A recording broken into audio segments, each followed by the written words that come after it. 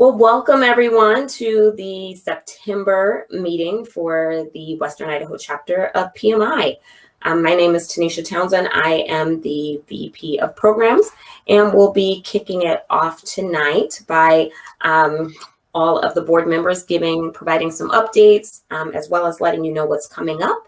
And then we will break off into our discussion for tonight, our career panel.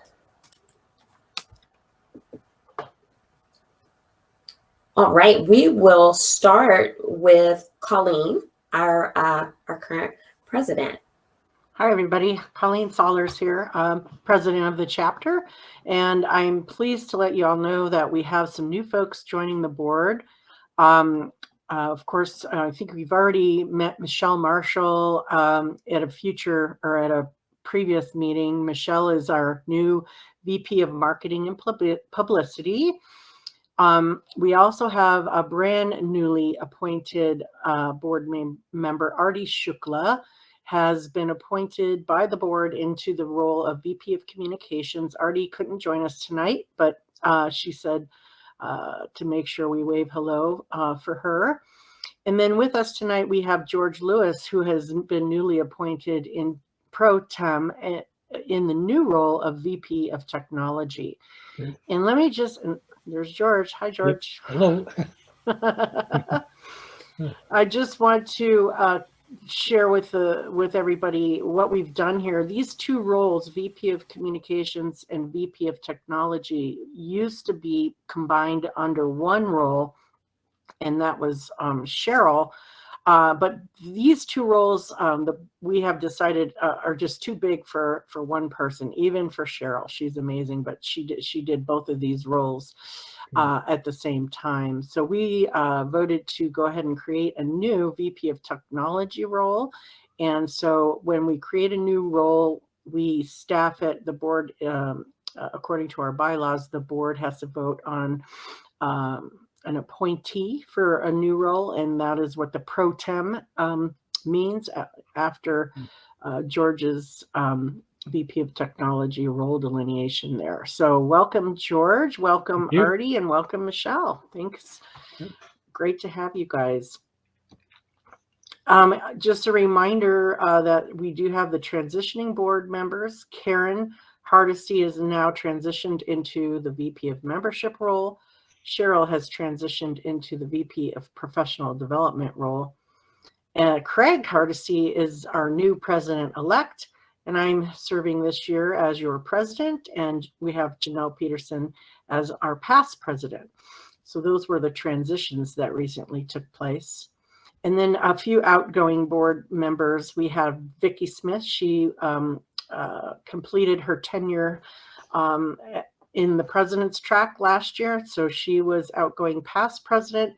Dave Wilson was outgoing VP of Professional Development, and Carlene Horton was our outgoing VP of Communications. So now you have a brand new fresh board, and we will hopefully be able to serve you very well this year. Looking forward to it. Thank you.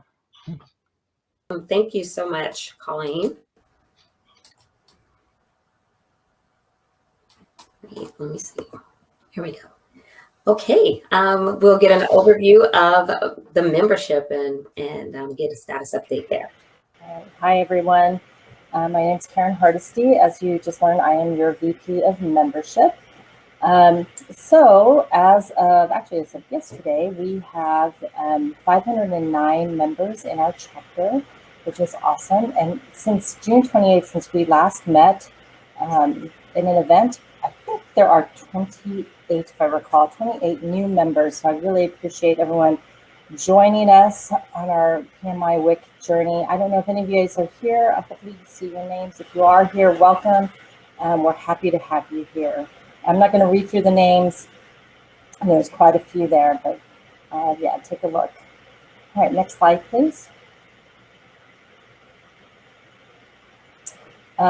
Anniversaries, we have quite a few to celebrate because since we were dark in July and August, we had to do a bit of catch up. So we have quite a few in July, August, and September with 1-year anniversaries. Again, we appreciate you sticking with us for the past year, especially during this pandemic year. It was really kind of a challenge, but I thought went pretty well with all the virtual events. With our 5-year anniversaries, we have 1, 2, 3, 4, 5 folks sticking with us at 5 years. 10 years, we have 2, Matt and Dwayne. And at 15 years, we have our very own Cheryl Bishop celebrating 15 years in July. So that's amazing. Wow, Cheryl. That's We great. appreciate all of you. All right, next slide, please. And we have quite a few certifications, new certifications. So congratulations to all of you. I think there are maybe 14. I didn't count. 1, 2, 3, 4, 5, 6, 7, 16 new PMPs in our chapter. So that's pretty amazing. Wow. Yeah, Fantastic. Congratulations to all of you. What an accomplishment. Well, we know what those folks did on their quarantine. Yeah, exactly. Probably a good time to get that done. So congratulations to all of you. That's an amazing accomplishment. All right, and something that we started last year was our member raffle. So we'll continue on with this. I just put in the June winner. Our last event was Remy. So he received a book that I can't recall the title to. I should have looked that up. But so for September, so after this event, so in early October, I will draw a name for those of you who are participating in this event today and who are members of PMIWIC. So you must be either a new or renewed member during that month. And probably, what I'll do is probably go back the last couple of months since we were dark in July and August. And any new member with a new PMI certification. And then, of course, any of you who are members that participate in tonight's event. So we appreciate you being here and just want to acknowledge that. And hopefully you'll win a prize. So that'll be announced early October.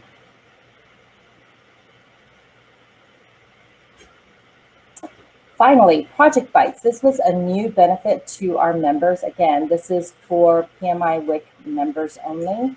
It is a $90 value. What it is, you can read it right there, digital learning platform that provides project management education and inspiration in 20 video bites. So that's the Project Bites name. It just gives you a quick way to earn some PDUs. So check it out. If you have any questions about it or didn't receive the information from me on how to log in, again, if you are a member, feel free to send me a message and I will get that information to you. But I sent that out over the summer, and then if you are a new member, you should have received a welcome message with this information as well. But again, if you haven't received that, feel free to reach out to me.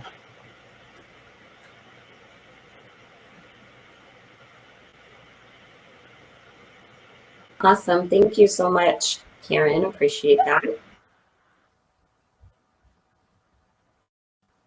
Hopefully you can still hear me. Not sure. Yeah, I can hear you. Okay, perfect. It got really quiet, so I wasn't sure if I was alone. Thank you. We do want to just highlight that you can follow us on Facebook, LinkedIn, Twitter, and Instagram. You can also find our speaker presentations on our YouTube channel. So make sure to plug in to PMIWIC.org to see all the great things that we're doing and to just stay engaged with us on our various social media platforms.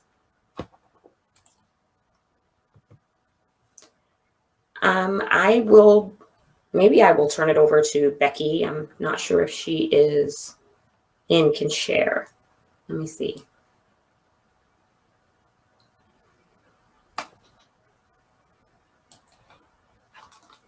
I don't see her on the stage. Becky, I'll invite you to the stage.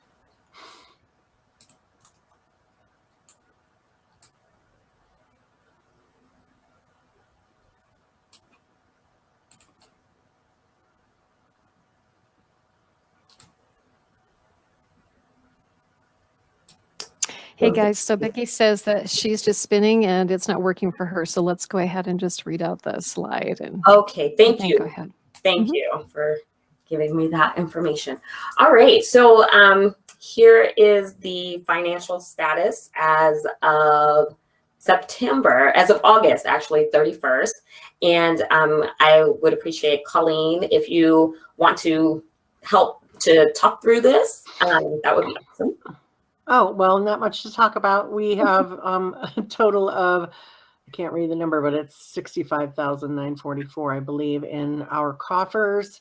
This money has been pretty flat over the past year because we haven't been having any paid events, recently. So we're really in really good, we're holding steady. We're in very good financial shape for the chapter. We have plenty of reserves, and we've got money to do what we need to do in the coming year. So that's the gist of it. And Colleen, I think Becky wanted us to mention that we're going into our budget planning session with the board next month. That's right. So that starts next month, and then our fiscal year is the same as the calendar year. Our fiscal year starts January 1st. So we have to plan and ratify the budget before then. And then January, we will start with our new ratified budget. Awesome. Thank you so much, Colleen. I appreciate it. You bet. And Cheryl. And Becky also. Thank you. Thanks, everyone. All right. I think we're going to take a minute and talk about the PDD. So I think we have Craig on. Yes, we do. Even though like Karen, but I am here. And I just want to let everybody know that we have kicked off our new PDD planning. And, we're working on, with some great speakers and great keynote speaker, working on venues. I do want to emphasize that we are being positive here, fingers crossed, that we want this to be an in-person event and get us all back together in March. So obviously we'll watch and we'll do what's right. But we're excited to get us all back together for a professional development day in March of next year, March 11th. So put that on your calendars. It'll be an afternoon, another Friday afternoon that's been successful in the past. And so we're just excited about it. And there'll be more to come as we put more of it together. Awesome. Thanks, Craig. All right, we'll talk about the upcoming events. We do have a few things coming up. So we'll start with the Lunch and Learn. Cheryl, are you here? Did you want to share on that? Yeah, I can. Brian is here as well. So He Brian, is. Okay, sorry, I couldn't see him. Nope, that's okay. There's Brian right there. No I'll let him go ahead and report it. Hey, good evening, everybody. Brian Russell here, your facilitator for our chapter Lunch and Learns. So just a note for this month, we had a really good session. And for October, we have coming up David Wilson, who's going to talk with us about rescuing a failing project. So looking forward to hearing from David in about two and a half weeks. And working on some Lunch and Learns for November and December. So more to come on those later. Awesome, thank you so much. And then we do have a couple. Thank you. We do have a couple of volunteer opportunities that are coming up as well, and we would love for you to consider participating. In order, we will be participating in Wake Up Boise 2021, Saturday, November the 13th. So we do encourage you to get registered and help us to help out our community. This event is an outdoor event, so even with COVID and COVID restrictions, we'll still be able to give back and enjoy and have a great time safely. So that's an awesome, that's great. So make sure that you register by Friday, October the 29th. And then you can volunteer with us at the Idaho Food Bank on December the 3rd from 3 to 5 p.m. And I think Michelle is here. I'm not sure. Let me see. Michelle, are you able to talk to us? Can you hear me?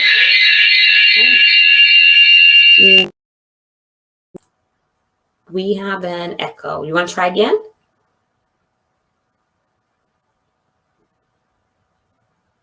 You don't want to try again? Okay. You want me to just keep going? Okay, I'll keep going. All right. So we also, again, we have the opportunity to volunteer with us at the food bank on December the 3rd from 3 to 5 p.m. We do want to call your attention to the volunteer opportunity also comes with the opportunity to earn 2 PDUs when you volunteer at the food bank with us. So make sure that you visit our website, PMIWIC.org/events for more information and to register.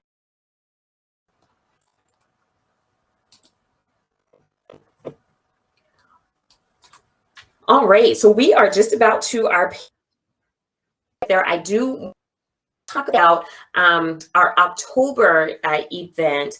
So we're really excited. We will be talking about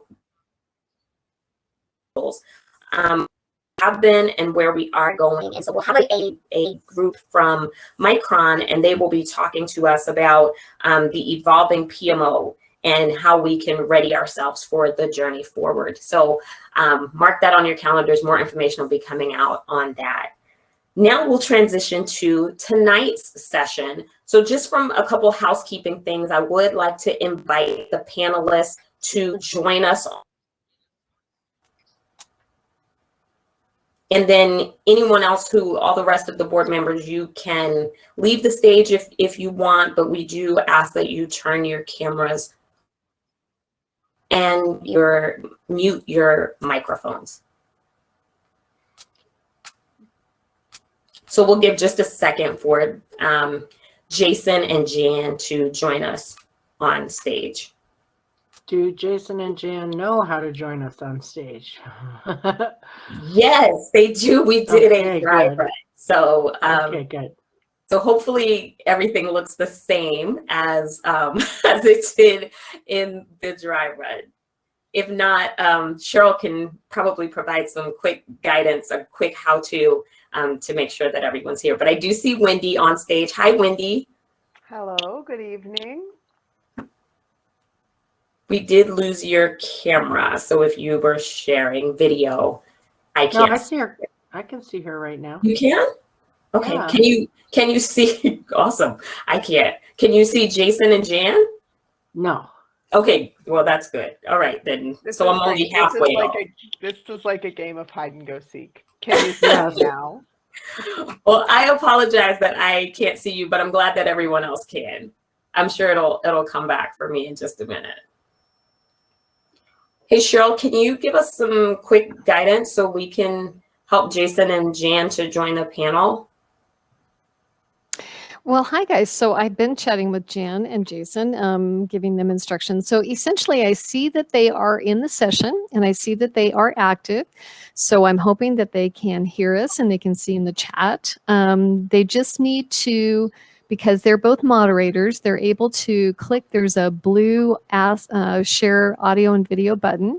They just need to click that and that pulls them onto the stage, and then they're automatically, the webcam is on and their mic is open. So they should be good to go. Maybe they just got waylaid a little bit.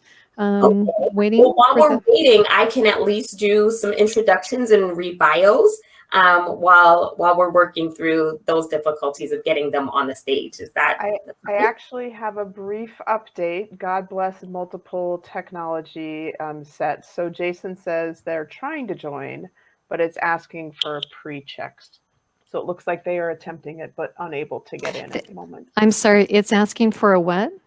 A pre-check.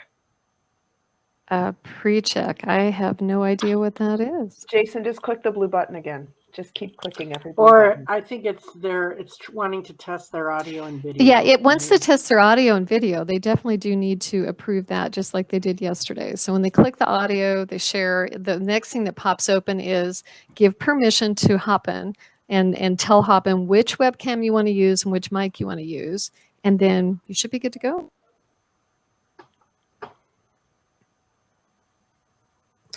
Okay, well, I will start with introductions for tonight. I will start with introducing Wendy, who's currently right here on our panel, and I can see you now, Wendy, so I'm glad about that. Wendy is a 20-plus year veteran with within the project management profession.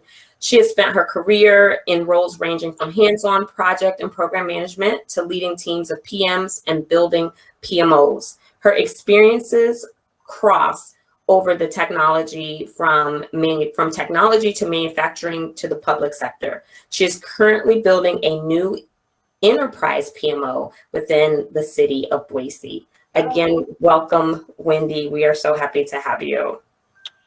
Thank you. I am excited to be here, and I hope I am not the only person on stage. So we're going with the hope that Jason and Jan are able to get logged in. Yes, we are going with that hope.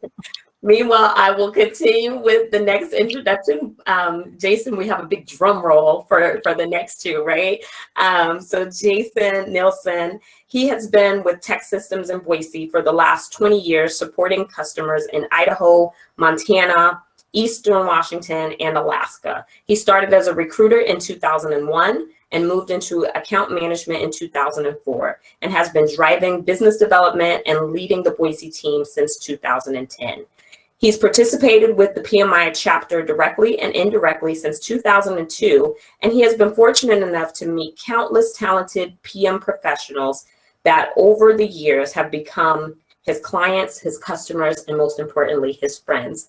There he is, Jason. Great, great. You couldn't have timed it any better. Welcome. Thank you. Just took a little restart. Okay, good. Well, I'm glad that you're here. And then finally, I'll do Jan. Jan has been a regional economist with the Department of Labor for almost 15 years. She counts herself fortunate to have seen firsthand the amazing development in Idaho.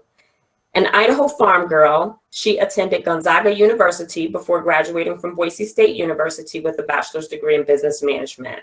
Jan was a Peace Corps volunteer after college and then worked in commercial mortgage finance before exiting the workforce for 10 years to raise her two daughters. Currently, Jan enjoys membership in Capital Club Toastmasters, traveling near and far, and keeping current with our constantly evolving economy and policy that impacts it. So again, we are so happy to have all three of you. This is our annual career panel, and so we do have some meaningful discussion that we will have tonight. For those of you who are attending this session, we do encourage you to please put any questions or comments in the Q&A tab within the session. So it should be on your right-hand side. You should see a tab that says Q&A. And as we go through tonight, to be interactive, so please, section. So I'm going to stop sharing my screen so that we can see everyone. Perfect. And then I think we're just still waiting to see if we can get Jan on here. Yeah, I have texted Jan. She says she's restarting after that it did Jason, so she's doing a refresh and she'll be in shortly. Okay, perfect. Thank you so much for that update. So I guess we should get started. So again, welcome. So happy to have you here tonight. So let's just start off with just kind of understanding what you are seeing currently in the market. Let's just talk about the impacts of COVID, the effects. What do your respective workplaces look like? What are you seeing in the market with respect to COVID? How is that shaping the PM world? I would love to hear Jason's answer first. Well, I think it's shaping in so many different ways. I mean, it's still very strong in Boise from a market standpoint for PMs, but it's really, I've had the conversation a lot recently with what's been going on is that I think the world got flat about 15 to 20 years ago, and Boise got flat about 18 months ago, and access to talent has really changed. And so, as well as the demand, and so it's been good in a lot of ways. I think for people to reconnect and have some flexibility. Some people, it didn't change a whole lot because they've been working remote for a long time. But I think the biggest thing is just collaboration and some of the challenges maybe in relationship building and team camaraderie, and those things I think are always can be a bit challenging. And thankfully, I think we're in a better place than we were when we came into this. But still a lot of things that we're trying to figure out as well, from budgets and time and a lot of impacts for sure. So I share a lot of Jason's observations on the market over the course of the past 18 months. We have seen at the city of Boise, we've seen a drastic change in the type of people and geographic dispersion of people that are applying for jobs within the city. So where we used to see predominantly local applicants, now we're seeing, and Maine and Southern California, and I hadn't considered the flattening of Boise, but now that Jason has said it, I think I'm going to repeat it a lot because that is most definitely the trend that I've been noticing. My guess is that all of you have noticed the recruiting emails that come through all of your inboxes suddenly are from all across the country as well. So I think the market has definitely shifted out to being remote friendly. I do wonder how this will affect the long-term team building effectiveness in the workplace, but I can't answer that yet. So Wendy, you bring up a good point, and something that I'd like to pose as a question to both of you. Are you finding challenges within the team to connect, to kind of feel included or a part? Are they having trouble connecting with their project teams, or how is that different for PMs in your space? What are you hearing? I'll take a stab at that one. Our office is back open again, and I know Jason's is as well. We have found that organizational cultures are such fun and interesting things. So our organizational culture at the city of Boise, everything is face-to-face. Before COVID, there were I didn't have a conference bridge. We didn't use Teams. We didn't do phone calls.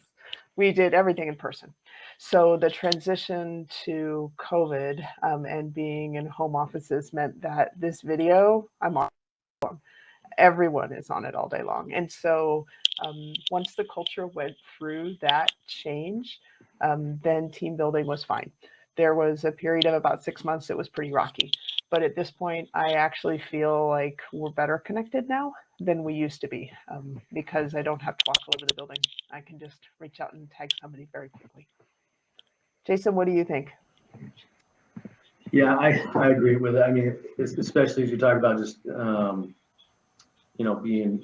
being better than when we started. It was a little wild for a bit, for sure. I think, one of the, at least from our side, in the IT services staffing side of things, one of the things that I think is really hard as well is, there she is,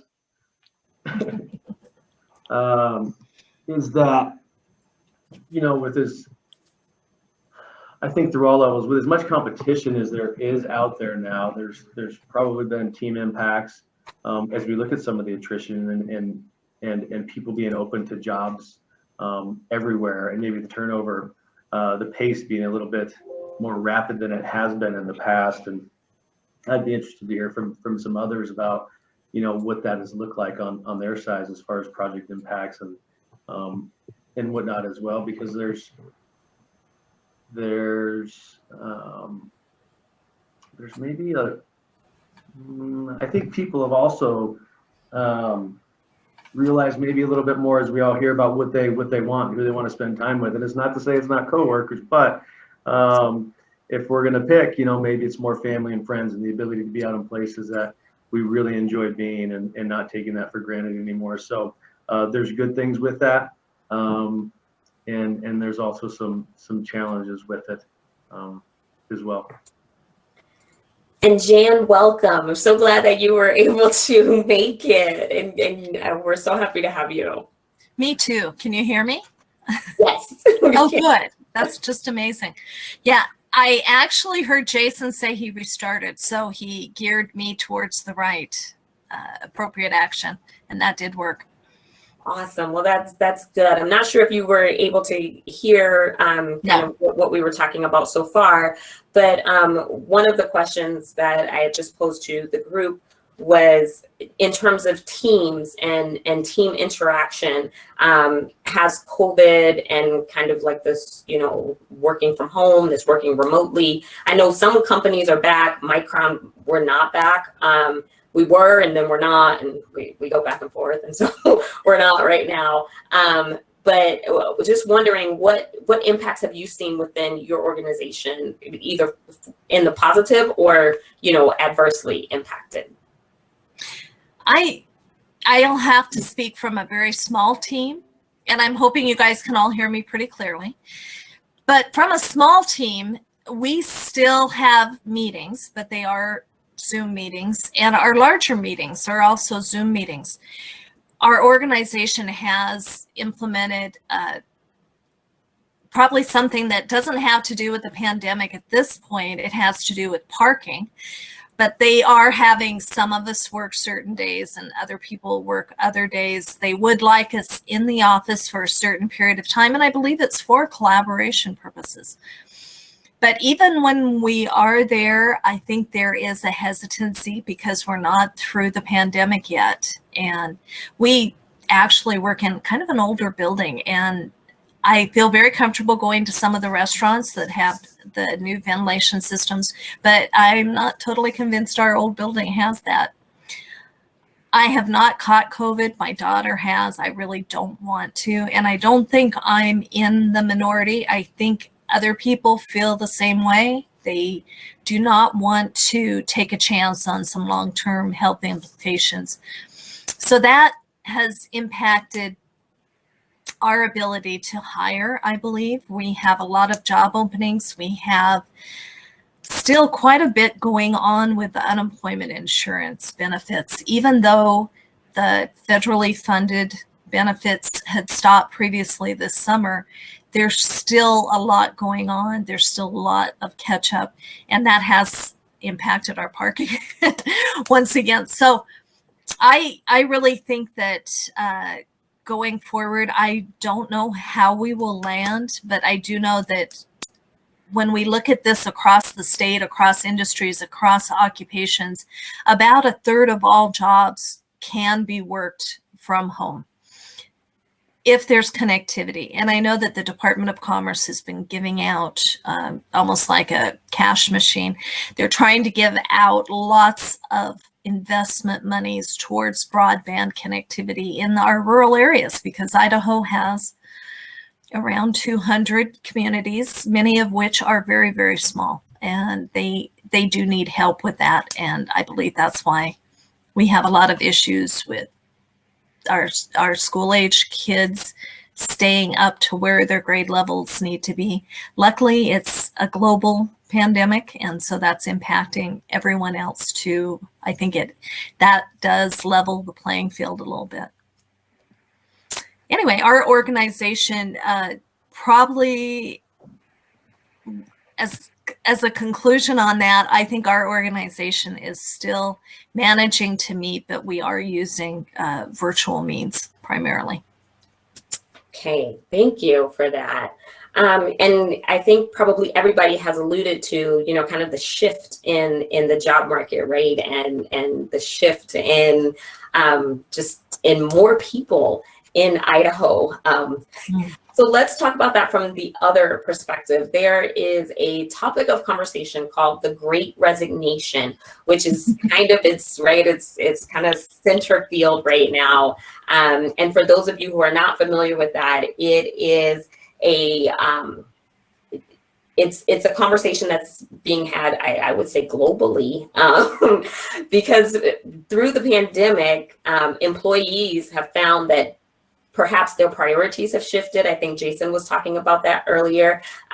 Their needs have shifted, their wants have shifted, and they are looking for employers who are more adaptable, or they're looking for things that satisfy them on a different level.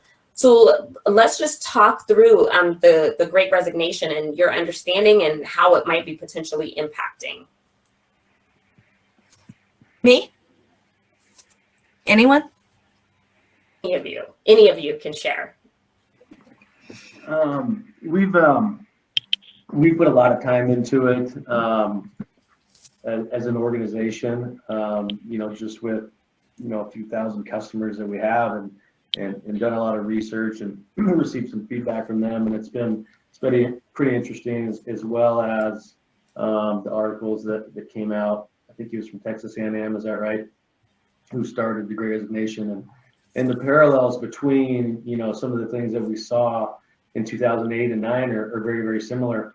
And even as you look around Boise, you can see the same thing, where people stayed in jobs, maybe they were already looking, and for any number of reasons, they just decided to stay there and fight through it, as history repeats itself in the past. And then here again, it was the same thing. And so what we saw last year is that the resignation rate was way down. It was almost half, as what it was in 2019. And now the prediction is that it could be in the 30s and potentially up to as high as 40% as we look at maybe March of 21 to March of 22, which is a really scary number for the people that you have to replace.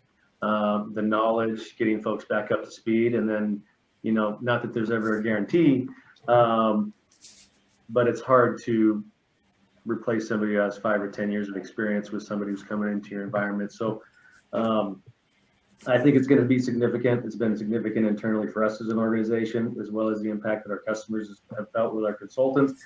And then also, what we're seeing in our geographic territory, which is a good amount of the Northwest, and customers who have major concerns because they have pretty good sized tenure of people that have been on staff for 5 to 15 years, and now they want to see resumes with people who have similar resumes, being that they've stayed in their jobs that long, and it's not going to happen anymore. So there's going to have to be a fair amount of changes, and as we look at a lot of companies, I think in Idaho and a number of other places. Well, I kind of wish that I didn't hear that 30 to 40% attrition rate. Thanks, Jason. I think you might have just ruined my evening. Sorry. So the interesting thing about the 2008 parallel, of course, was what happened in 2009 and 2010. So for those of us that have lived in the Valley for a while, there's some aspects of this that feel uncomfortable, not because we're competing and having to retrain people and scouring the market trying to find new people.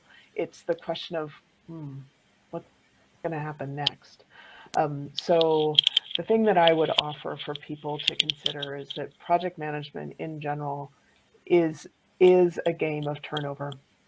It's a tough gig, and I don't have to tell anybody on this call that. What I have seen over the course of my career is about 5 to 6 year cycles. People come into project management all very excited and bright-eyed and bushy-tailed, and about 5 or 6 years later, they leave it for something else that is less high pressure and less high stress, or they change their role, or they shift into some other aspect of what they were doing. So I think the turnover in and of itself within the project management industry isn't something new.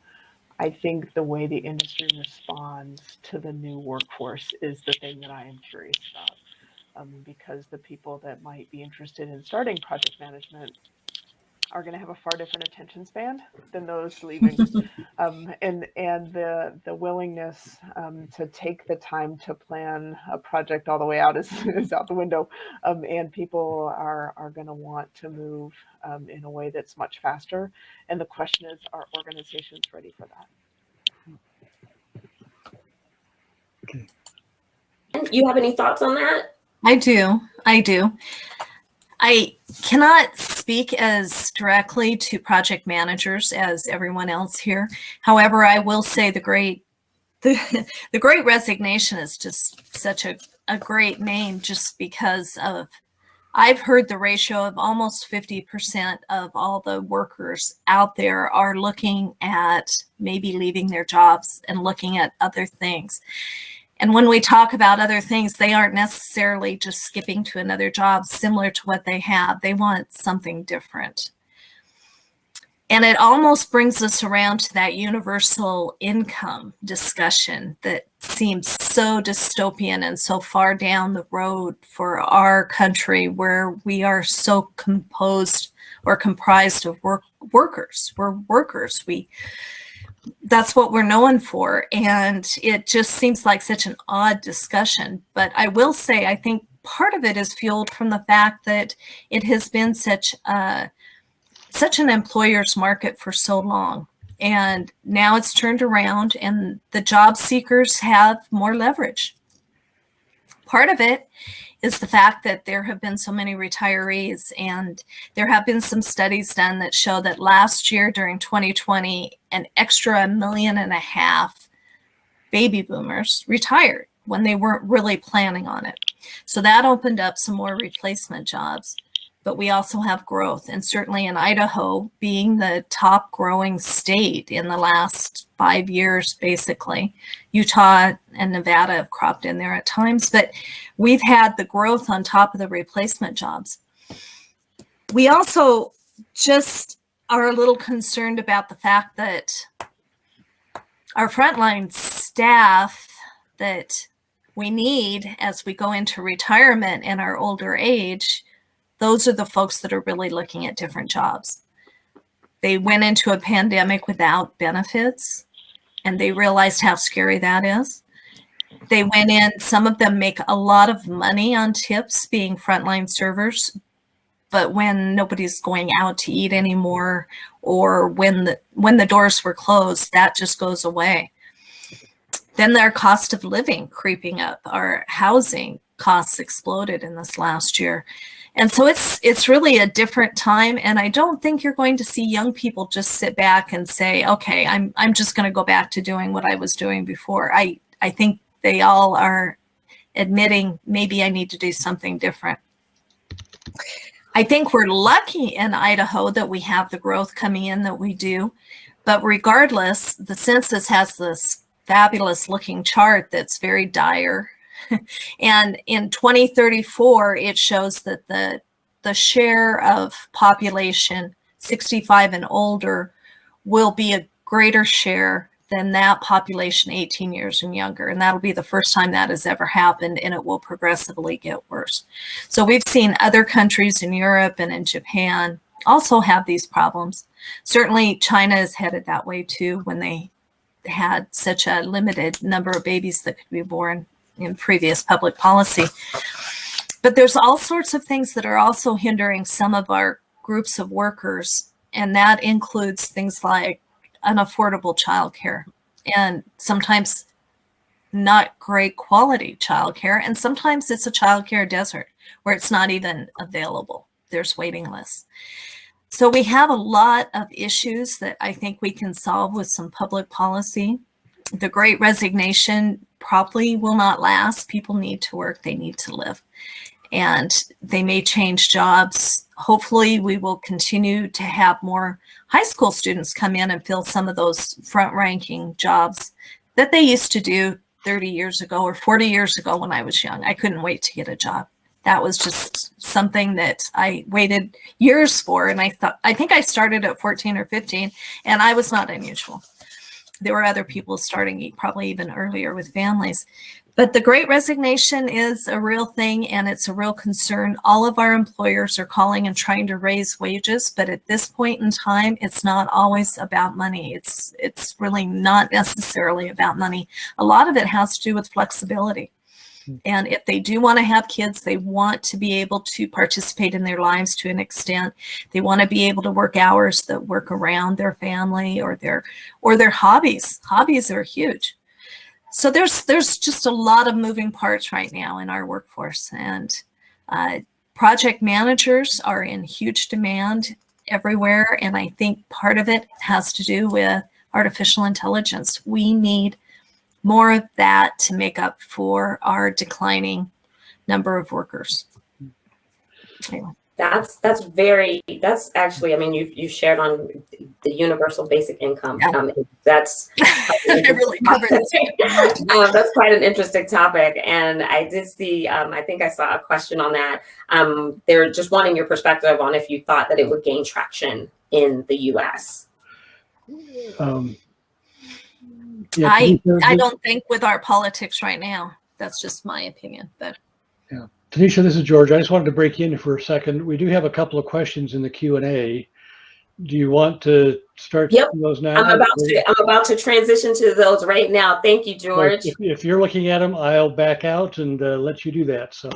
Okay. Yes, I am on it. I'm on it now. Okay. I was in the chat and then I came over here as well. So a couple questions that are out there. It looks like Colleen had a question. Are average salaries on the rise in Boise now that employers are having to compete for talent from other cities? Absolutely. You can see it in baseline jobs on every billboard that is out there, from fast food franchises to the various retail stores. You see shorter hours because they're not being able to fill those jobs, even though they're offering more money. So that's why I think there's just some hesitancy for people to jump back into these jobs. There's probably part of them that says, I really wasn't appreciated this whole time. And now I have some leverage and I'm going to use it. And there are more and more companies that are offering the college or training benefit, and they're looking at that very closely. Other people are saying, gosh, I'm older, I don't need to go through this. And so they just drop out. So yeah, it has been raising wages. Absolutely. It's really hard for us to quantify it because it's almost just a math problem. With the reports that we use, and I want to share this with you guys because I think it's interesting and I think it helps everybody understand some of the quandaries we have with statistics. We get our data from unemployment insurance benefit reports when the employers pay their premium every quarter. All we get is a name, a social security number, and a sum of money that was paid to them for a quarter. We are not allowed by legislation to ask for anything more, such as an occupation, wouldn't that be grand, or an hours worked. So consequently, we have to make an assumption that everybody's working 40 hours a month or a week, pardon me, and we know they aren't. So when you look at our average wage, if you ever go to our labor market information website, which is out there, we do an industry average wage for a year, but it's going to be divided by 2,080 hours a year, and it's not going to be specific to any certain group at all. Some are going to be full-time, some are going to be part-time, some jumped into it, didn't like it, got out. Maybe it's a seasonal industry. And so those hours do not work at all. And then when we have a whole bunch of people fall off of the rolls, such as we had from March to April of 2020, we had 81,000 more people unemployed in 1 month. And during that time period, those names fall off that report. So when we go to do the calculations, you have a smaller denominator, but yet you still have pretty good wages because most people continued working if they were able to. It really only impacted about 3 different industries, and it was accommodations and food service, it was healthcare and social assistance, and it was education. There was some transportation thrown in there, but we know that Amazon backfilled and then added a tremendous amount more jobs. And so really Idaho looks pretty decent as far as the recovery. I think we're first in the nation for recovering from the pandemic. We're still not where we were before, but we came back faster than other states. And we just really are at a point where it's hard to define who was working before and who was working after, because it's such a moving bunch of numbers. People are jumping in and out. So I think when we have our new wage survey out, we'll be able to see that. But we know that frontline staff got bonuses. We know that traveling nurses have grown in abundance because a lot of the regular nurses are jumping into traveling nursing because they see that they pay 3 or 4 times more. And this goes with the other healthcare professionals that are direct health providers, not the support staff of the hospital, but those people really put themselves at risk too, because they had to go into a building and maybe clean or prepare trays for the rooms. So it's been a crazy time. We know that wages have gone up. Absolutely. We don't know exactly how much. We make estimates just based on that assumption of 40 hours. Thanks. I've probably taken more time than I should have. No, Sorry. no. It's fine. This is very, it's very helpful. Jason and Wendy, what are you seeing? Wendy, you with the state, and Jason, you with tech systems. What are you seeing? Is there an increase in salaries for more professional careers and professional people? Are you seeing that as well? Yep. You gave the big thumbs up. I was passing to Wendy, actually. Oh, shoot. I was going to pass to you, Jason. Okay. So Yeah, Jason, everyone should know Jason is my source. Your mic's, Whenever you're muted. Oh, I'm muted. Can you No, hear I me? can hear you. I can hear you. Okay. I think I'm good. Yeah, So, go ahead, Wendy. no, I was just going to say I'm very curious your perspective. Yeah, I mean, it's a lot of different things that Jan is talking about, and that we're hearing from everybody, whether it's health and wellness funding, whether it's a health and wellness day, more sign-on bonuses than I've ever seen, more vacation time, maybe even unlimited vacation time, which was unheard of, a long time ago. And I mean, obviously the flexibility is the biggest thing, but they're on the rise in Boise, and a lot of it's because same thing, not only to compete locally, but to compete nationally.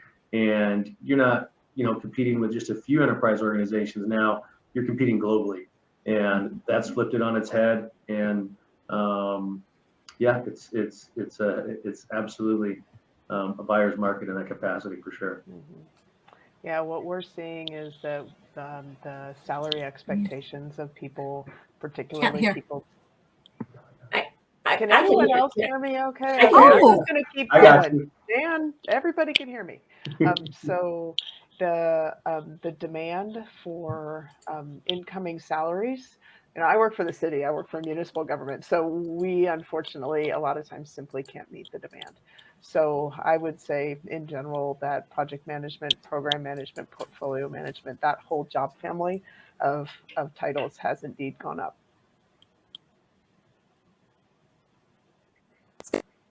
What a lot transition to this other question that's in here. It says, my organization is giving everyone a 3-day weekend each month. It's coordinated within the team. They say, hold on. They say the younger team members really love it. Do you think that this is a trend or a request coming from the teams, or is this still like an exception? Is this like part of the Great Resignation, like, and workplaces trying to be more accommodating, or is this just kind of the future? Both. Yeah. I think we're going to see it strung out over time in different industries and locations, and who knows what's next. So it's just gonna shift, and like anything else, we just have to adapt. And I think more than ever, we have to adapt a lot quicker because it's never been easier to get your resume out there. It's never been easier to accept a job, and it's a lot of what we see. I've never had more people receive counter offers after potentially accepting an offer that we've had, and I've never had people have more opportunities with plenty of birds in each hand when we provide them with an opportunity. So that's changed a lot as well. So you have to be pretty nimble and move quickly, and also yeah, it's got, and it's not just about money for a lot of people. It's about all the things that we're speaking about. So not only are salaries going up, but it provides an opportunity for people to get close to what they appreciate the most, and now there's a lot of those things compared to maybe just a few. Okay. So they're saying, so in the chat, they're saying, yeah, we agree the good candidates are going quickly. Wendy, there is a note out here that they're saying they can hear you, but you sound a little low. So just want to note that. I can hear you, but I guess for some people it might be a little low. So we'll Do you know how odd it is for me to ever be told I can't be heard? Any of you who knows me knows that's funny. So I will add. Sorry, go ahead, Wendy. I'll add one observation to Jason's comments about the speed at which the market is moving and the salary being requested and commanded.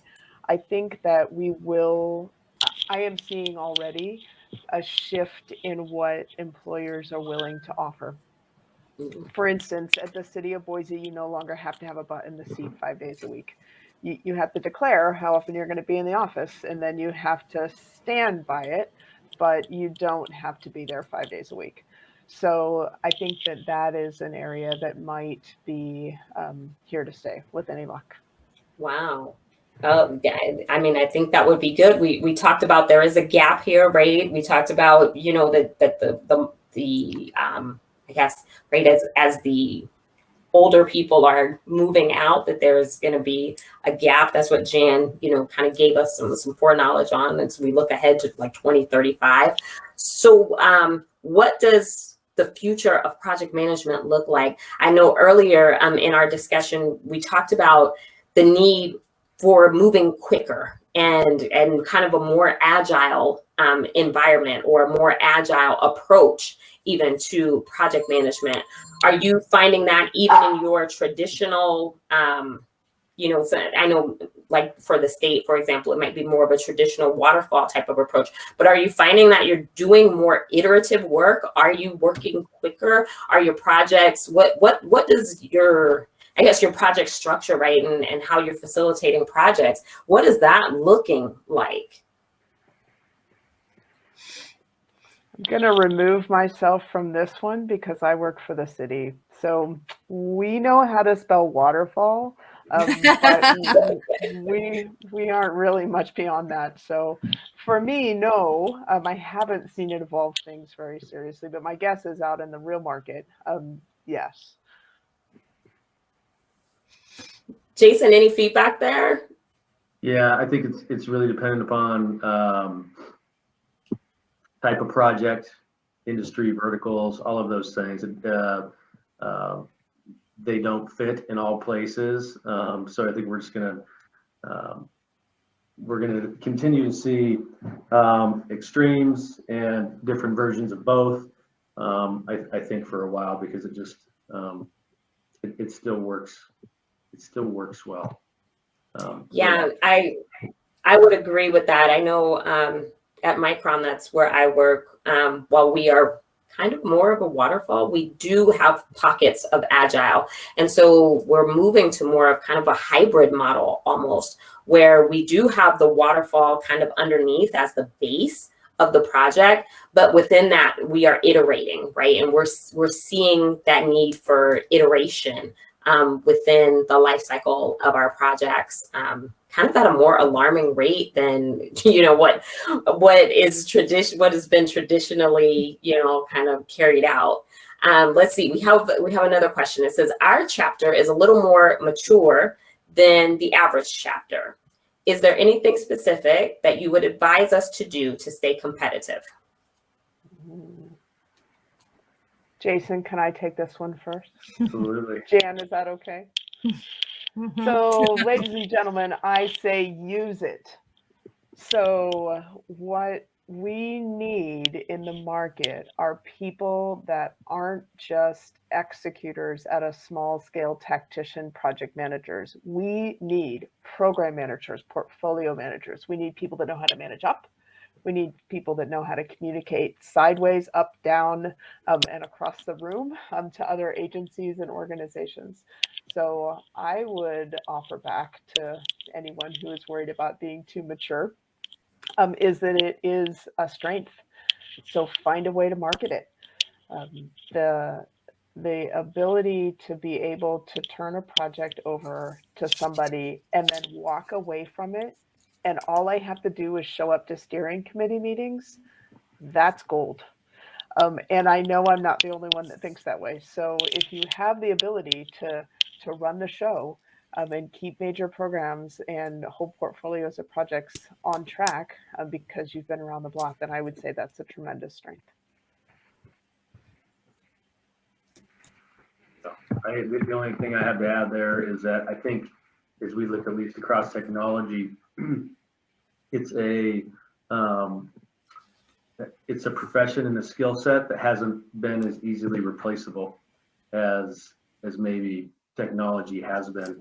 I mean, we have students coming out of college demanding $70,000 to $80,000, and in 2 or 3 years of making 110 to 120, and that is very, very different than it used to be.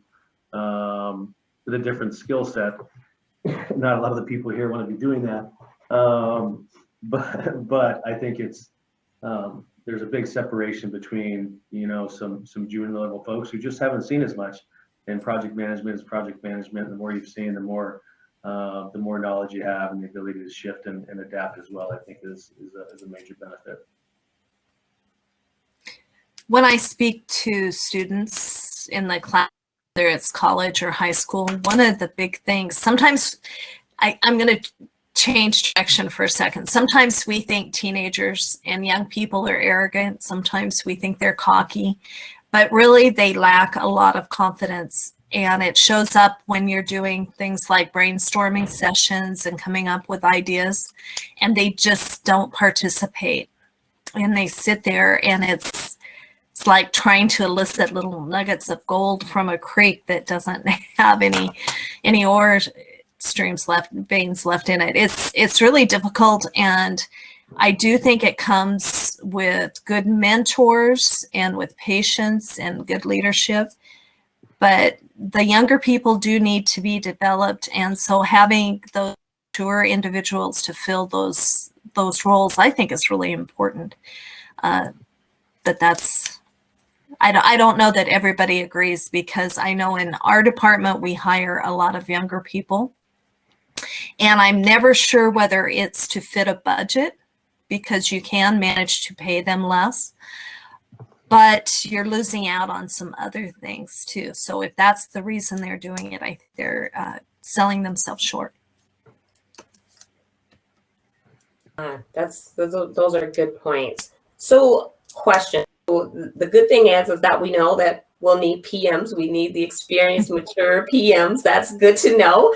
I guess, what type of skills should the PM community be working on? So obviously, of course, besides project management, right? Wendy, you mentioned program management, you mentioned managing up, managing down. What are some of the other skills that PMs really need to be working on, in particular, right, with kind of how project management is looking now? Well, I think I would be remiss if I didn't call out, the ability to switch gears between waterfall and agile. Brian's comment in the chat about hybrid is here to stay. Yeah, I agree. I think it's been here to stay for 10 years. I think that it's the same thing we've been doing for 25 years, though. We're just calling things iterations instead of phases. So I don't think there's much new under the sun, but I do think the mindset is different. And so I would say to any person, project management or otherwise, continuing to try to have a growth mindset throughout your career and being willing to try new things, even if you're not great at them, to exercise that aspect of your brain that is learning. Because that way you don't box yourself in, and maybe you see an opportunity that you wouldn't have recognized before if you tried to just stay within your four walls.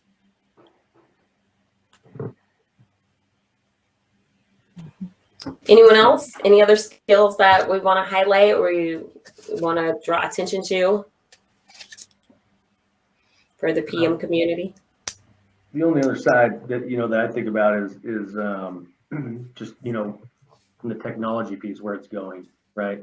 Transformations, modernization, maybe more specialization, all of those things and opportunities to work in those aren't going away, just increasing at a faster pace than they ever have before.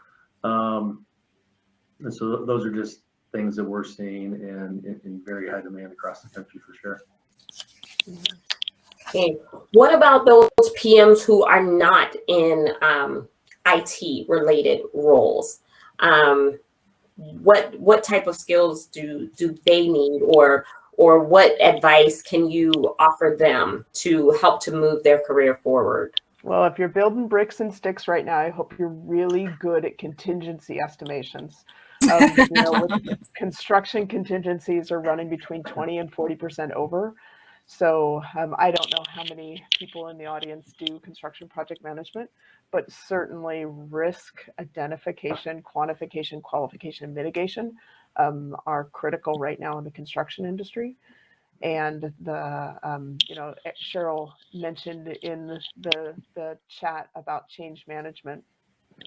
I'll leave Six Sigma and Lean alone, but for change management, for the business project managers that we have at the city trying to function to help with process changes in business-facing projects, change management is very hot.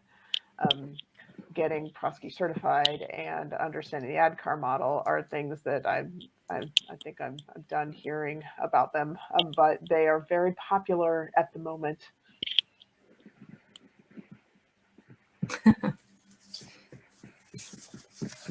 Great. Anyone else? Anything else to offer?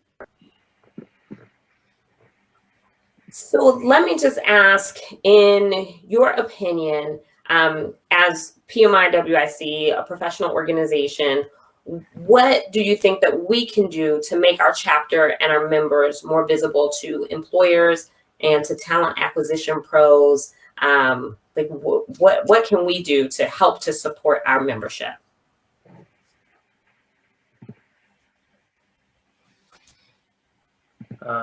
From my side, I think it's a lot of the things that you do. I'm in touch with a lot of the members, past and present, and it's continuing to have events like these and continuing to network and getting your names out there. And I think, as we look at a lot of things and a lot of positions, and the question we ask a lot of people is, how did you find your last job? And I think it's you're 40 to 50 times more likely to find a position through networking than you are anything else. Your resume goes to the top. You get an internal referral, an advocate that's pulling for you. And I think I've won a lot that way, and I've lost a lot that way. And it seems to be the best way to go about it. I think if you can poll employers and get information to help the members, it'd be very useful. Maybe their needs and what they're hiring for, what they're looking for. I'm not sure exactly what your organization is doing as far as that goes, or if you have a staff that's in place that could do that. Perhaps you don't. Maybe it's comprised of individuals that are working, and it's a voluntary group. So I'm not sure. It's just an idea. I like data. I think most people like to know more about what's happening as soon as they can. And so those are all useful things. All right. We have another question. The question is, how important are certifications at this time? And are any certifications more important than others, in your opinion? I don't know that I have good insight here anymore. I got to be honest with you. I've lost track a little bit of the alphabet game. There's a lot of them out there. So for me, I look at skills and depth of experience before I look at the letters. But Jason and Jan might have a different perspective. I don't get into the weeds of that as much. I wish I could give some insight on that. I will say that I truly believe that many, many jobs have transferable skills. And so if you don't have that certification, I would hope that an employer would give you an opportunity to get it if it is important to the job. But there's so many other occupations that have overlapping little Venn diagrams that really the personality and the background together really suit a job, and maybe they won't exact qualification, but if given time.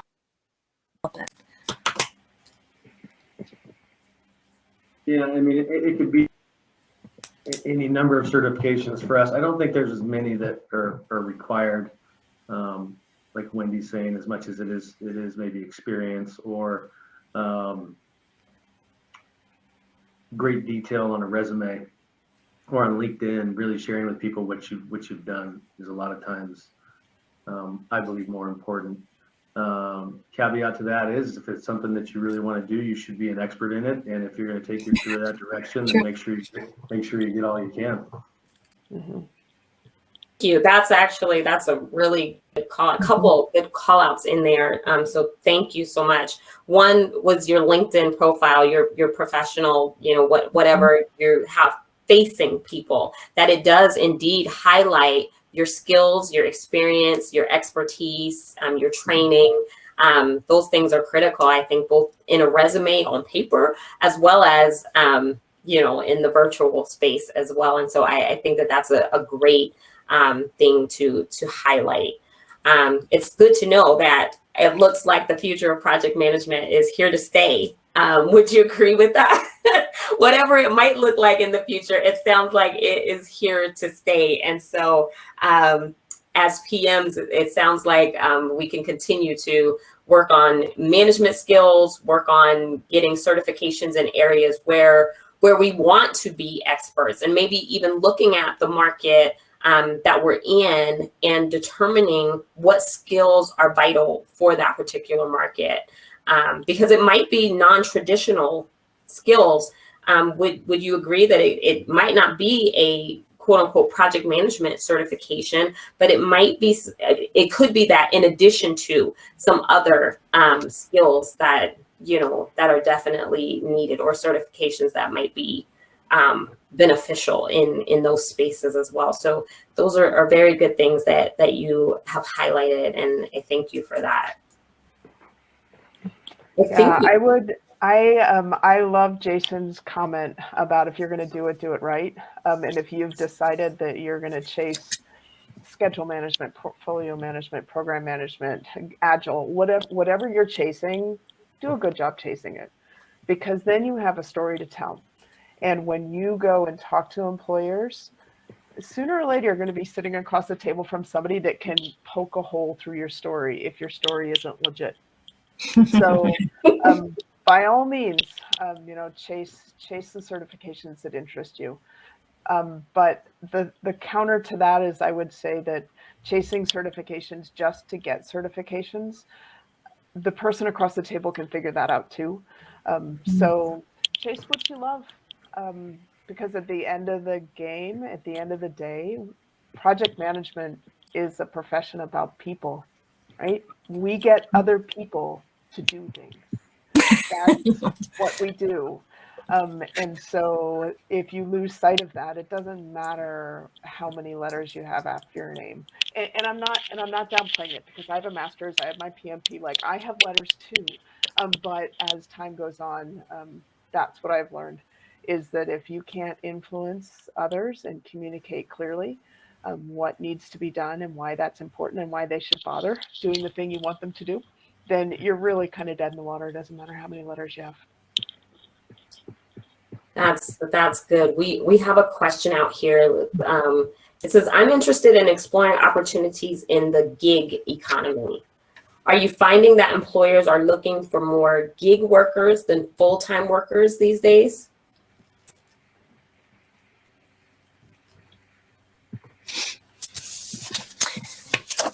One of the things I'd like to jump in and just say that maybe I could add some on is that we have 6 different unemployment rates, and U6 is the one that's the most comprehensive, and it includes people that are working part-time for economic. So they may have been in a seasonal industry and are laid off, or they may have a business, or they may have been working for a business that ran into hard times, or it just may be that they're in a small area and it doesn't offer the job that they need at the time, or a full-time job.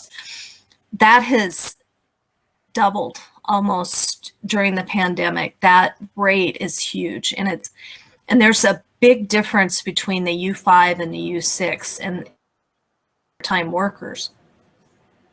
So some of these people that are gig workers are doing it not because they want, it's because they have to. And so I just hope that employers realize that in a perfect world, everybody has been doing what they wanted to do prior to coming to them to interview, but it's not a perfect world.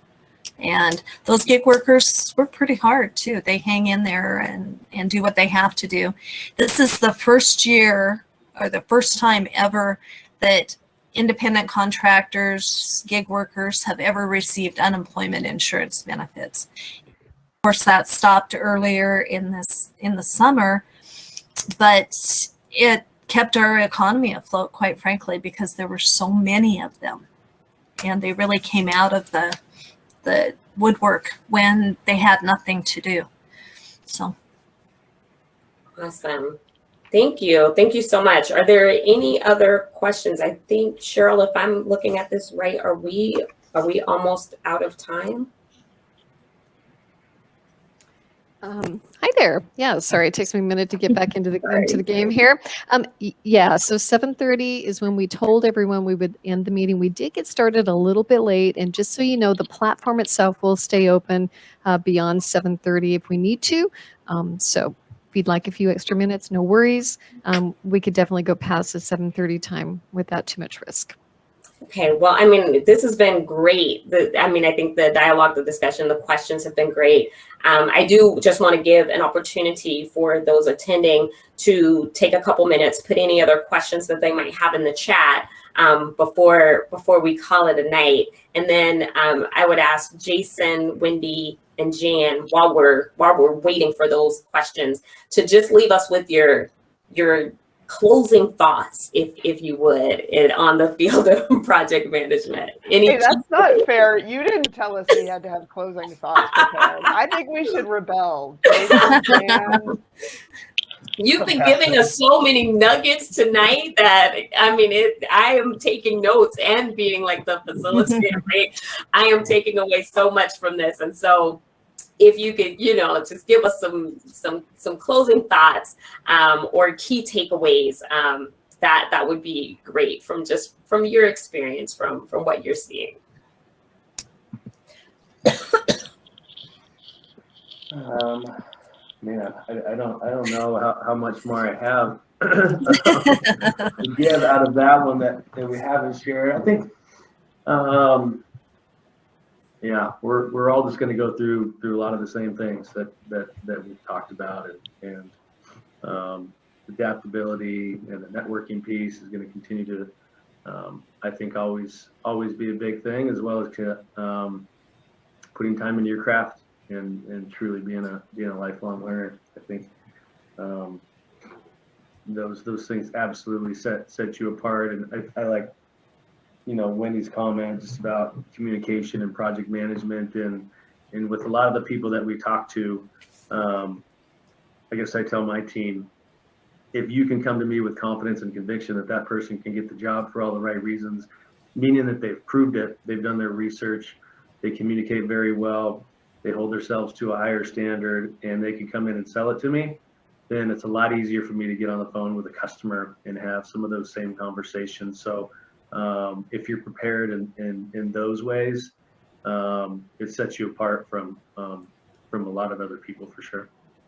Awesome. Thank you. And I'm definitely not like, if it's like everything I already said, that's totally fine too. But, you know, like I said, you guys have shared so many meaningful things tonight. And so we just welcome any last thoughts.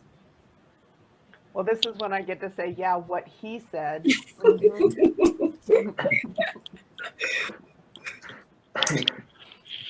Yeah, it's always fun. It's always fun to talk with you guys. And it's been an enjoyable evening. Yes, it really has been. Jan, I'm sorry. Were you sharing? You know, I was just going to add to what I said earlier. I just really think mentoring is the way going forward. And I think the mentor, Jay, both experienced some positives from it. And so when you asked me what you thought maybe you could be doing as an organization, maybe making those matches would be just an excellent thing to do, because it could be a relationship that lasts a lifetime. And it could be so important to that younger person or that older person that is feeling maybe a little, maybe not pushed out, but maybe sometimes you just feel like you're getting a little, it doesn't feel that good. And so to help somebody else out that's younger could be a really positive thing for that person in that tenure in project management. But absolutely, the outlook for project management is huge. And one of the things with Department of Labor, we don't have an exact occupation code for it in the past, and I think they've just developed one. So it's much easier now to project forward what to expect, for example, in Idaho or the various regions throughout Idaho. So we should have more appropriate numbers for you in the future. It's just an adaptation that we have to go through.